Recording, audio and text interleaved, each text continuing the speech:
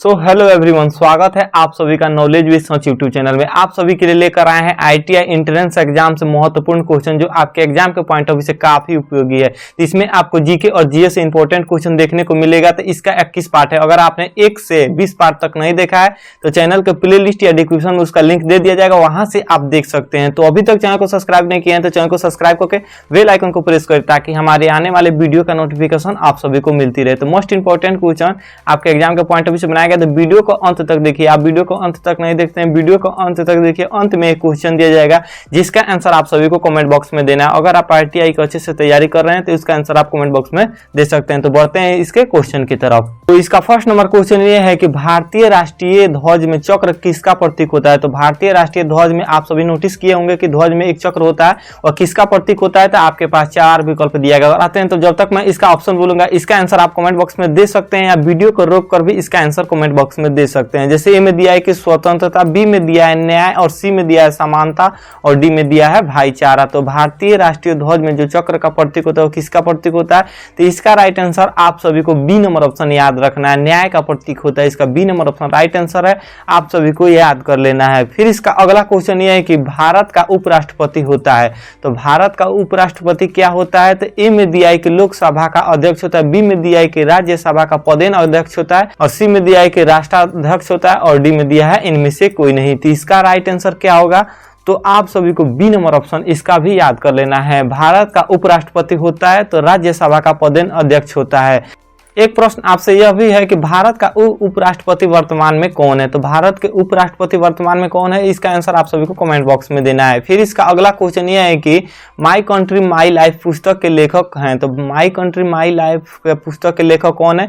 तो ए में दिया है कि एपीजे अब्दुल कलाम, बी में दिया है जसवंत सिंह, बी में दिया है लाल कृष्ण आडवाणी और डी में दिया है राजमोहन गांधी। तो इसका राइट आंसर क्या होगा। तो आप सभी को सी नंबर ऑप्शन याद रखना है। माई कंट्री माई लाइफ के पुस्तक के लेखक कौन है। तो लाल कृष्ण आडवाणी है, इसका C number option right answer है, आप सभी को याद कर लेना है। फिर इसका अगला क्वेश्चन यह है कि जब भारत के राष्ट्रपति और उपराष्ट्रपति दोनों के पद खाली हो तब उसका काम कौन करेगा। ए में दिया है कि प्रधानमंत्री, बी में दिया है गृह मंत्री और सी में दिया भारत का मुख्य न्यायाधीश और डी में दिया है लोकसभा अध्यक्ष। तो इसका राइट आंसर क्या होगा। तो आप सभी को सी नंबर ऑप्शन याद रखना है। भारत के मुख्य न्यायाधीश के हाथ में होते हैं जब राष्ट्रपति और उपराष्ट्रपति पद का खाली हो। फिर इसका अगला क्वेश्चन यह है कि फरवरी 2018 में भारत में किसने नए राजनीतिक दल की स्थापना की थी। किसने नए राजनीतिक दल की स्थापना की। तो आपके पास 4 विकल्प दिया गया। ए में दिया है कि रजनीकांत, बी में दिया है कमल हसन और सी में दिया है स्टालिन और डी में दिया है शरद पवार। तो इसका राइट आंसर क्या होगा। तो आप सभी को बी नंबर ऑप्शन याद रखना। फरवरी 2018 में भारत में किसने एक नए राजनीतिक दल की स्थापना की। तो कमल हसन ने की, इसका B number option right answer है, आप सभी को याद कर लेना है कमल हसन, इसका B number option right answer है। फिर इसका अगला क्वेश्चन यह है कि कौन न्यूनतम आयु में भारत का प्रधानमंत्री बना। तो इनमें से कौन न्यूनतम आयु में भारत का प्रधानमंत्री बना। तो ए में दिया है कि जवाहरलाल नेहरू, बी में दिया है इंदिरा गांधी और सी में दिया है राजीव गांधी और डी में दिया है लाल बहादुर शास्त्री। तो इसका राइट आंसर क्या होगा। तो आप सभी को सी नंबर ऑप्शन याद रखना है। राजीव गांधी जो कम उम्र में भारत के प्रधानमंत्री बने, इसका C number option right answer है, आप सभी को याद कर लेना है। फिर इसका अगला क्वेश्चन यह है कि भारत में प्रथम भूमिगत नाभिकीय परीक्षण कब किया गया था। तो भारत में प्रथम भूमिगत नाभिकीय परीक्षण कब किया गया। तो ए में दिया है इसका 1973 में, बी में दिया है 1974 में और सी में दिया 1975 में और डी में दिया है 1979 में। तो इसका राइट आंसर क्या होगा।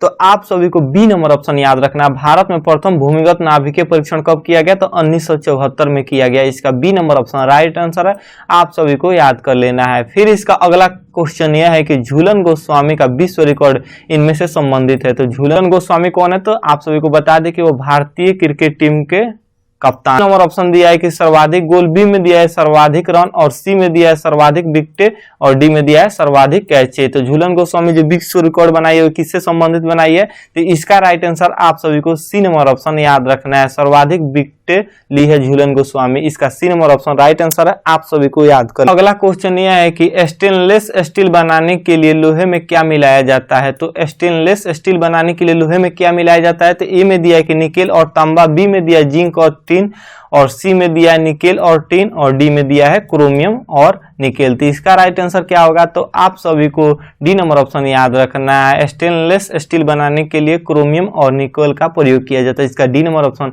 राइट आंसर है, आप सभी को याद कर लेना है। फिर इसका अगला क्वेश्चन यह है कि निम्नलिखित में से किस विटामिन की कमी के कारण मसूड़ों में रक्त का आना और दांत हिलने लगता है। ये किसके कारण होता है, तो निम्नलिखित में से किस विटामिन के कारण मसूड़ों में रक्त आता है और दांत हिलने लगता है। तो इसका ए में ऑप्शन दिया है कि विटामिन ए, बी में दिया विटामिन बी, और सी में दिया विटामिन सी, और डी में दिया है विटामिन डी। तो इसका राइट आंसर क्या होगा, तो आप सभी को सी नंबर ऑप्शन याद रखना है। किस विटामिन की कमी के कारण मसूड़ों का रक्त आता है और दांत हिलने लगता है, तो विटामिन सी की कमी के कारण। इसका C number option right answer है, आप सभी को याद कर लेना है। और बात करते हैं नेक्स्ट क्वेश्चन। ये नेक्स्ट क्वेश्चन है आपके लिए और इसका आंसर आप सभी को कमेंट बॉक्स में देना है कि अंतरिक्ष यान में अंतरिक्ष यात्री को आकाश दिखाई देता है। तो अंतरिक्ष यात्री को अंतरिक्ष यान में आकाश कैसा दिखाई देता है, इसका 4 विकल्प दिया गया है। ए में दिया है कि नीला, बी में दिया है सफेद, और सी में दिया है अंधेरा, और डी में दिया है लाल। तो इसका जो भी राइट आंसर होगा आप सभी को कमेंट बॉक्स में देना है। आपको कोई भी डाउट या कंफ्यूजन हो तो आप कमेंट बॉक्स में पूछ सकते हैं। आई होप कि आप सभी को वीडियो पसंद आई होगी। वीडियो पसंद आई हो तो आप हमारे चैनल को सब्सक्राइब करके बेल आइकन को प्रेस करें ताकि हमारे आने वाले वीडियो का नोटिफिकेशन आप सभी को मिलती रहे। अभी तो वीडियो को लाइक नहीं किए तो लाइक कर दे और दोस्तों के साथ शेयर करना ना भूलें। मिलते हैं इसके नेक्स्ट वीडियो में, तब तक के लिए जय हिंद, वंदे मातरम।